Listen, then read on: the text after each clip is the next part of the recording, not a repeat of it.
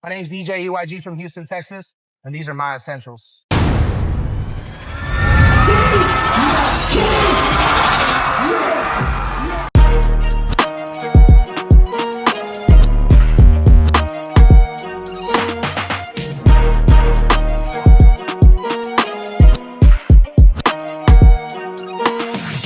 What's going on YouTube? It's your boy DJ EYG, and these are the 10 things I can't live without.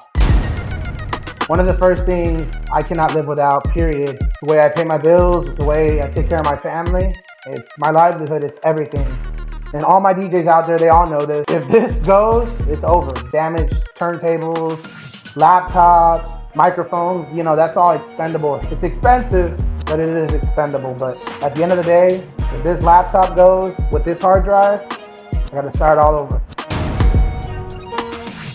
My next one, like I said, I'm a big boy. I get sweaty, get a little dirty, get a little nasty. The wife be making me, quesadillas and enchiladas and stuff, and an essential.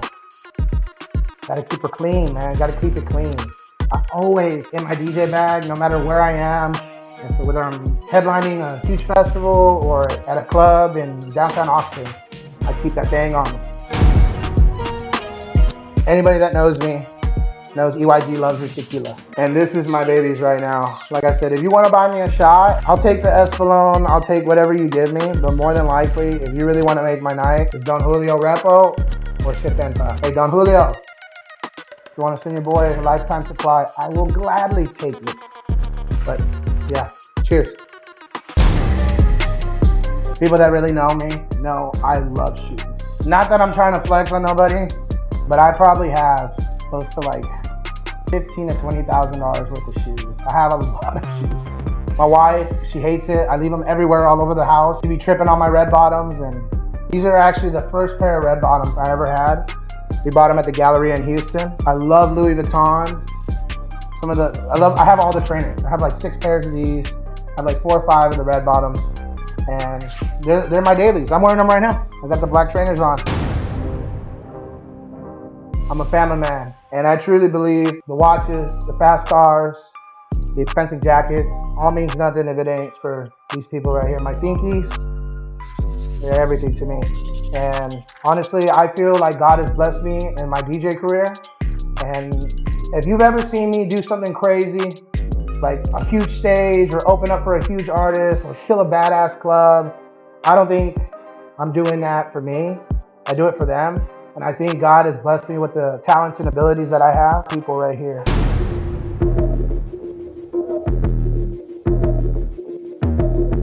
I have a little bit of an obsession. I love watches. I was never able to afford them when I was younger.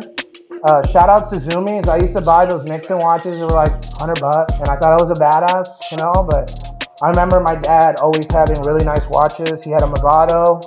My mom bought my brother a Movado for his graduation present, and honestly, it kind of just resonated with me, and I always wanted to work hard enough to be able to afford a watch, one watch, and that was going to be my watch, and that obsession has turned into what we have here today.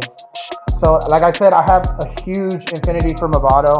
I have almost all their 800 series. They're beautiful, they're great, They're not crazy expensive, like some people be showing, $20,000, $30,000 a watch, something like this you can get into about $1,300 to $1,500 a watch. And they're investments, because this watch I bought for $2,200, and I think it's gone up to almost $3,000. And it's because they did a limited run. I don't know if Movado has come out with another run of this exact spec, but like I said, they go up, they come down, they hold their value. The Movados, I have a bunch of them. I got 1, 2, 3, 4, 5, 6. As we step up to the chain, everybody doesn't know this, but Movado has a upper tier, and that is Concord.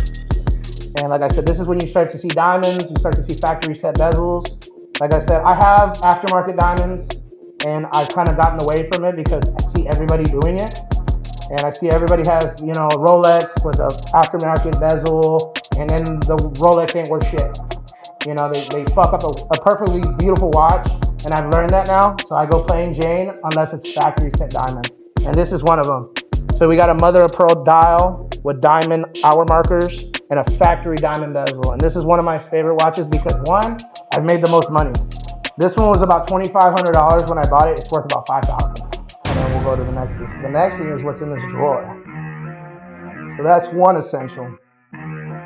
What's in this drawer is the next. Now we move into the diamonds. Never would I ever have thought that I would be some kind of jewelry connoisseur, someone that would appreciate jewelry. And one thing I always told myself when I was younger, why would someone ever need to spend $20,000, $30,000 on jewelry? You know, it seems like an obscene amount of money to be wasted on something like that. And I feel very strongly about the people that say that. You could say that, but if you can't afford it and you're saying that, you're kind of being a hater. If you can't afford it and you make millions of dollars and you can afford whatever you want and you still don't buy jewelry, hey, that's a bold take. Hey, that's cool.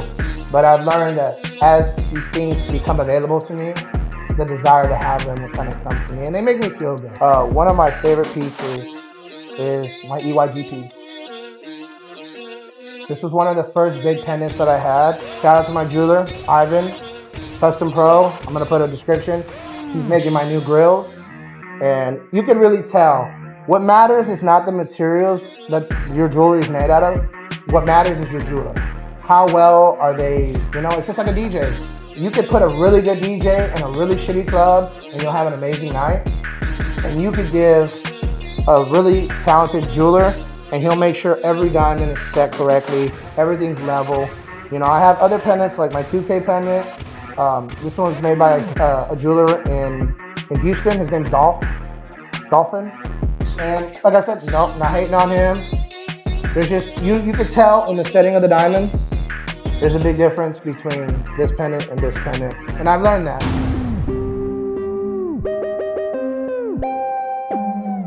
As much as a shocker as it is, I am not a dog lover.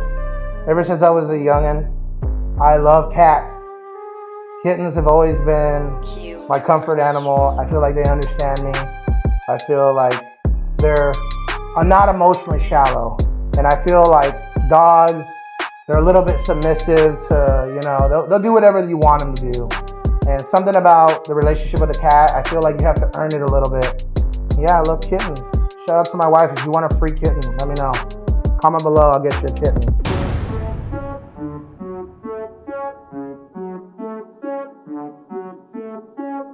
One thing I love to do, I like to drive fast. I really do. I love it. And my S5 is my baby.